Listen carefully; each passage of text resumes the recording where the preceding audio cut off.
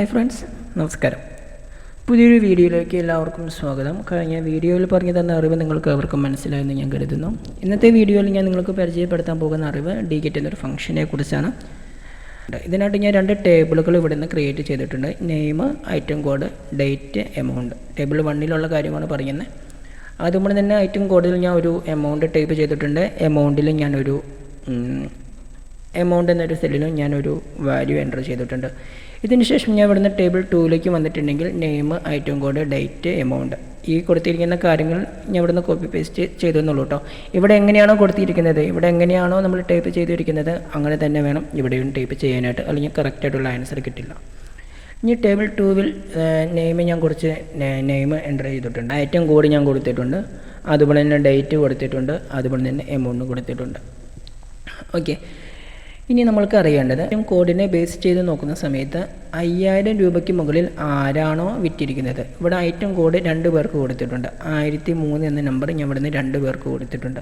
സമദ് എന്നൊരു വ്യക്തിക്കും കൊടുത്തിട്ടുണ്ട്, അതുപോലെ തന്നെ ആസിഫ് എന്നൊരു വ്യക്തിക്കും കൊടുത്തിട്ടുണ്ട്.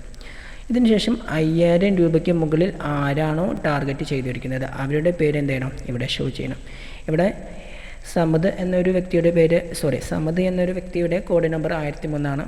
അതുപോലെ തന്നെ ആസിഫ് എന്നൊരു വ്യക്തിയുടെ കോഡ് 1003 ആണ്. ഈ 2 പേരുടെയും ബേസ് ചെയ്ത് നോക്കുന്ന സമയത്ത് 5000 രൂപയ്ക്ക് മുകളിൽ ആരാണോ വിറ്റിരിക്കുന്നത്, അത് നമുക്കൊരു ഉദാഹരണം പറയുകയാണെങ്കിൽ ഡെൽ എന്നൊരു മോണിറ്ററിൻ്റെ കോഡ് 1003 ആയിരിക്കാം.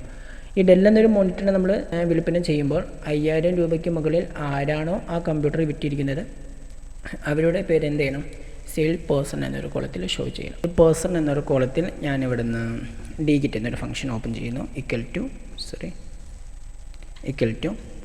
DGET.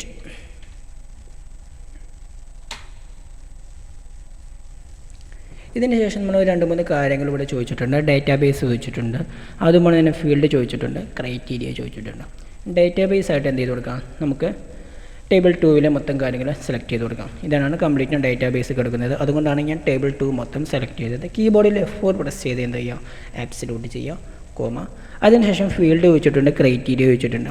ഫീൽഡ് എന്തായിട്ട് കൊടുക്കണം, നമുക്ക് ഇവിടെ സെയിൽ പേഴ്സൺ ആണ് കാണേണ്ടത്, അതായത് ഒരു വ്യക്തിയുടെ പേരാണ് കാണേണ്ടത്. നമ്മൾ ടേബിൾ 2 ബേസ് ചെയ്ത് നോക്കുന്ന സമയത്ത് 1ാമത്തെ സെല്ലിലാണ് നെയിം എന്നൊരു കോളം കൊടുത്തിരിക്കുന്നത്. അപ്പോൾ ഞാൻ അതുകൊണ്ട് 1 എന്ന് ടൈപ്പ് ചെയ്തു, കോമ.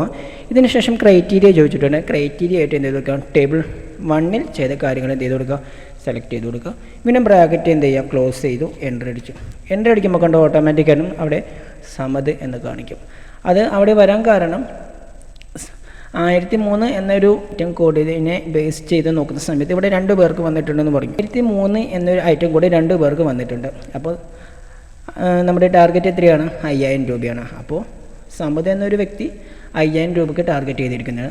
അതുകൊണ്ട് തന്നെ ആസിഫ് എന്നൊരു വ്യക്തിയുടെ സെയിം കോഡ് തന്നെയാണ്, പക്ഷേ ആസിഫ് എന്നൊരു വ്യക്തി ടാർഗറ്റ് ചെയ്തിരിക്കുന്നത് വെറും 600 രൂപയാണ്. അപ്പോൾ ഇന്നത്തെ വീഡിയോ ഇഷ്ടപ്പെടുന്ന കരുതുന്നു. വീഡിയോ ഇഷ്ടമായി ലൈക്ക് ചെയ്യണം, ഷെയർ ചെയ്യണം, സബ്സ്ക്രൈബ് ചെയ്യണം, മറ്റുള്ള ഫ്രണ്ട്സിലേക്ക് വേണ്ടി ഷെയർ ചെയ്യണം. അപ്പോൾ പുതിയൊരു വീഡിയോയിൽ പുതിയൊരു അറിവുമായി വീണ്ടും കാണാം എന്നൊരു പ്രതീക്ഷയോടെ. Bye bye.